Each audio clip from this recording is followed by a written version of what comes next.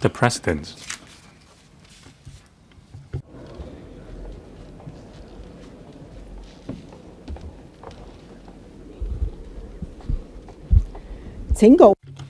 Members will please remain standing while the Chief Executive enters the chamber.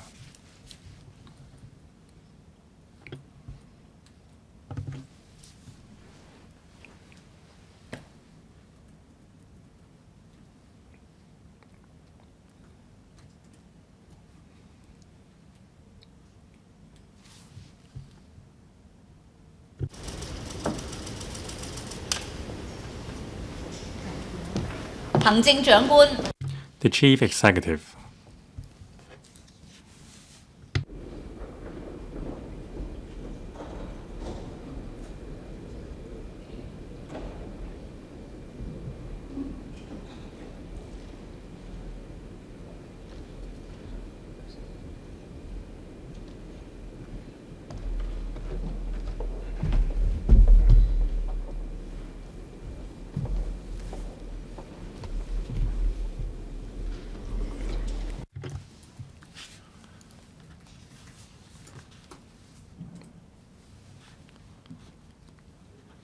Good morning, Chief Executive, government officials and members. This is the first meeting of the 8th Legislative Council. In the 28-year history of the Legislature, it is the first time that the Chief Executive addressed the Council as the first meeting according to Rule of Procedures, Rule number 8A. On the 1st of January, after the oath-taking ceremony, it was also unprecedented for the Chief Executive to address the members. On behalf of the Council, I thank the Chief Executive for forging two new initiatives for positive interplay between the legislative and executive branches.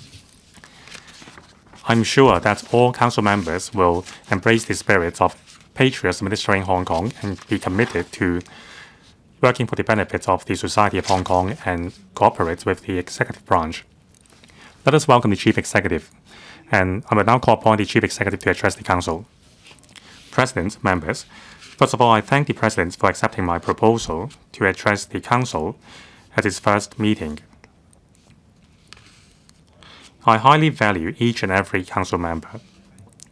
That's why, after the oath-taking ceremony on the 1st of January, as an unprecedented gesture, I gave my blessings to all members.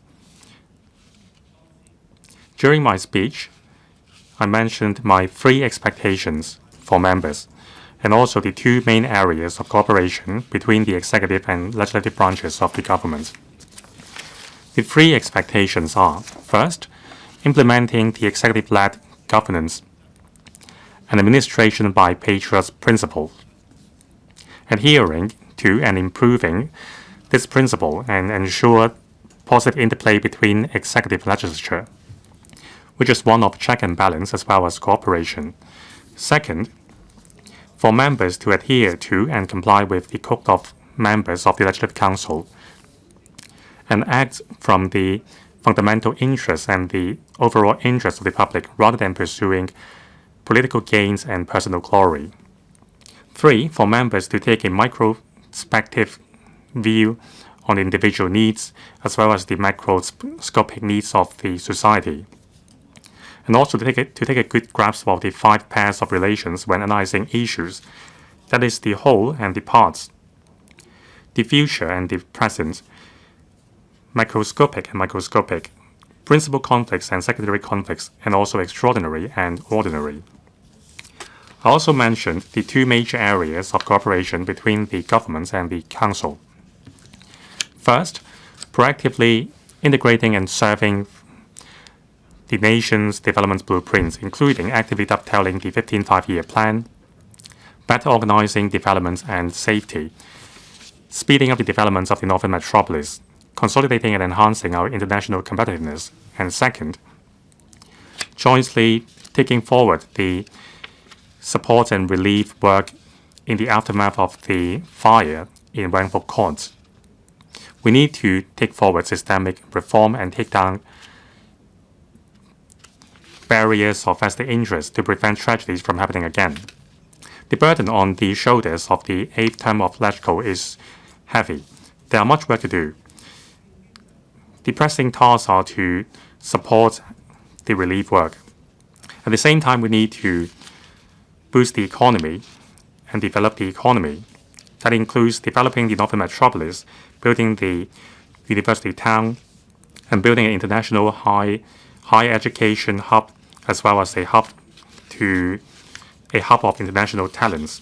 We need to promote high-quality developments and enhance our industrial developments.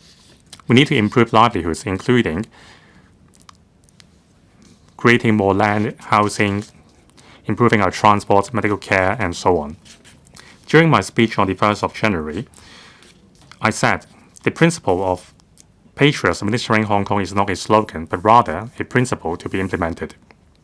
Similarly, the three expectations for members and the two areas of cooperation are more than slogan.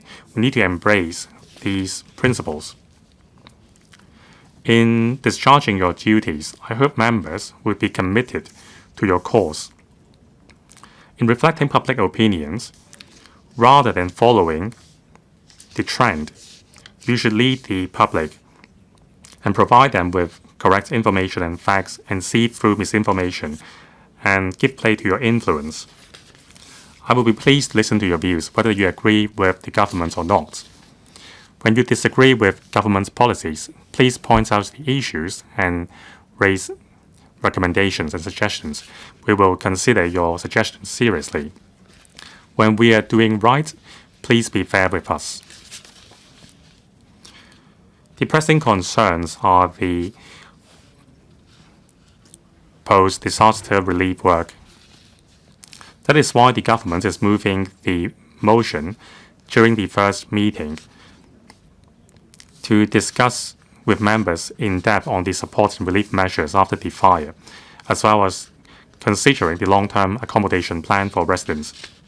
And also in the motion, we will raise suggestions on improvement measures in various areas. We will fully support the comprehensive review conducted by the Independent Investigation Committee to complete its work and roll out systemic reforms. Here, I would like to share with you our work as well as the future direction concerning the fire at Wang Fuk Court. Let's take stock of the progress and agree on the future targets so as to roll out the reforms rapidly. Immediately after the fire, I led the government to speedily roll out support and relief measures, including the establishment of three task forces, including the Task Force on Investigation and Regulation led by the Chief Secretary for Administration, the Task Force on Emergency Support and Fundraising led by the Deputy Secretary for Administration, and the Task Force on Emergency Accommodation led by the Deputy Financial Secretary. The three task forces will take forward investigation and support work immediately. First of all, a task force has been established by the fire services departments, the police departments, and the government laboratory to study the cause of the fire and its rapid spread. The police force has arrested 16 persons for suspected offense of manslaughter and 6 for fraud. The ICAC has arrested 14 persons for suspected involvement in corruption. Concerning scaffold nets of questionable quality, the Development Bureau has ordered all scaffold nets to be taken down immediately and order a reform on the certification system. Only those scaffold nets which have passed the test may be used. In terms of emergency support and temporary accommodation, the Task Force on Emergency Support and Fundraising and the Task Force on Emergency Accommodation led by the two Deputy Secretaries have actively coordinated various departments to provide rapid support for affected residents, including cash and temporary accommodation, to address their immediate needs. We need to help them rebuild their life gradually. The support fund for Wang Fuk Court in Tai Po, established by the government, has raised 4.3 billion Hong Kong dollars.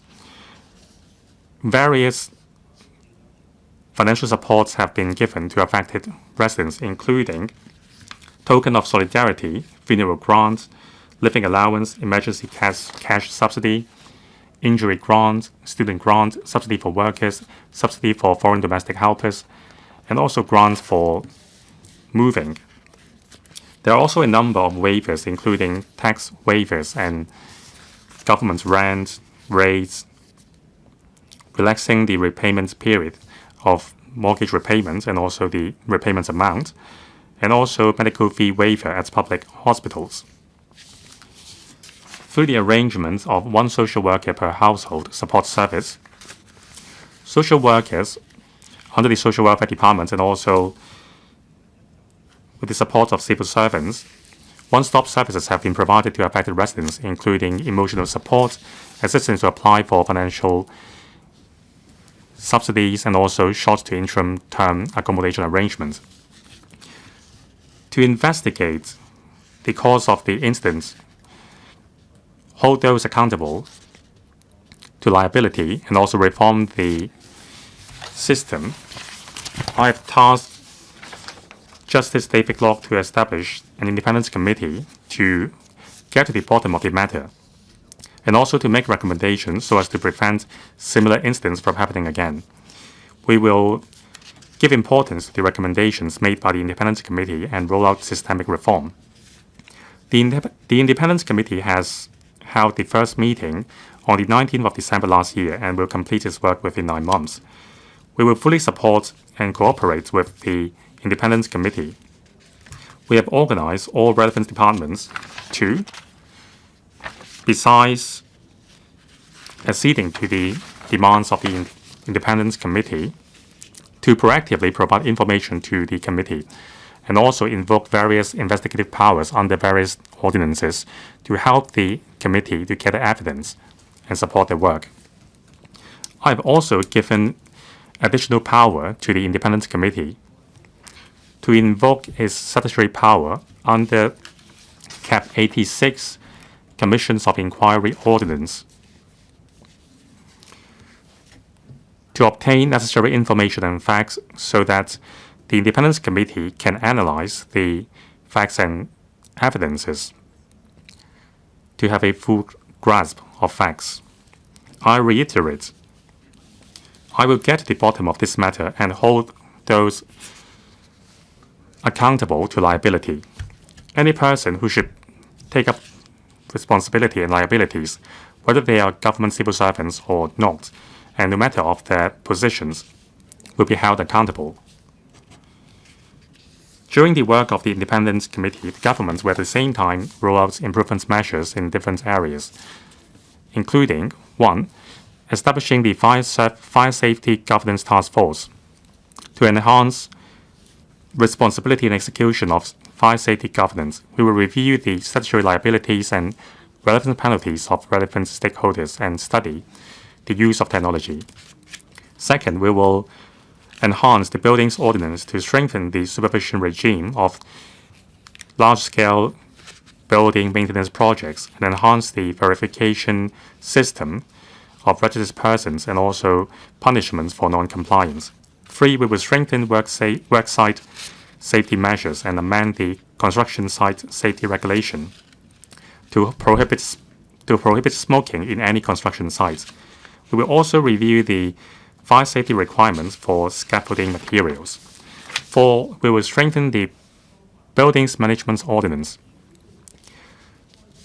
to require a higher threshold of property owners attending meetings and voting in person in owners' corporation meeting where resolutions are passed in relation to expenditures. We will also strengthen regulation on proxy forms and declaration of interest and enhance the power of the authorities. 5. We will strengthen the functions of smart tender. In the motion to be moved by the government later, we will make the relevant proposals. On the other hand, concerning the long-term accommodation arrangements of affected families, we will also make known our proposals in the motion later. Considerations will be given to the wishes and preferences of the families while considering resources. I understand that each affected family has their own wish, and there are different views in society.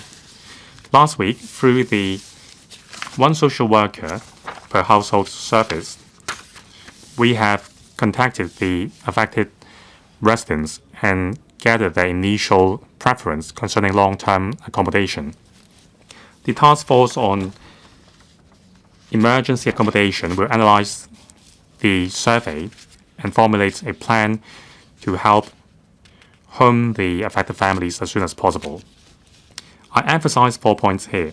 One, the government will finalize a long-term accommodation plan for affected families as soon as possible, so as to settle them in a new home soon.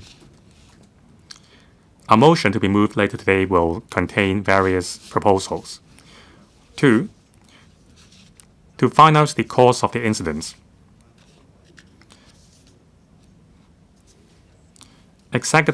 Law executive branches and independent committee will leave no stone unturned, and I will get to the bottom of this matter. I reiterate, for those who should be held responsible, whether they are civil servants or not, and regardless of their offices, they will be held liable according to the facts. 3, the fire at Wang Fuk Court has revealed that there is a need for reform, even for systems and mechanisms which have been put in place for many years. We will attach importance to the recommendations made by the Independent Investigation Committee and take down barriers of vested interest to prevent similar incidents from happening again. 4, we will lose no time in rolling out improvement measures in various areas. Proposals will be made in the motion to be moved later on. The government is fully committed to the relief work so that affected families can rebuild their life as soon as possible. I believe the government and the Legislative Council share a similar determination to accompany affected families on the journey of rebuilding their lives.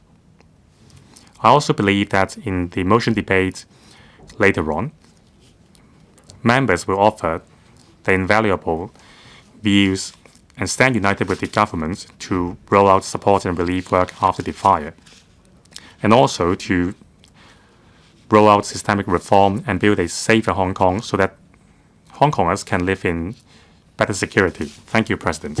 Thank you, Chief Executive, for attending today's Council meeting. The Chief Executive will now leave the chamber. Members, please rise.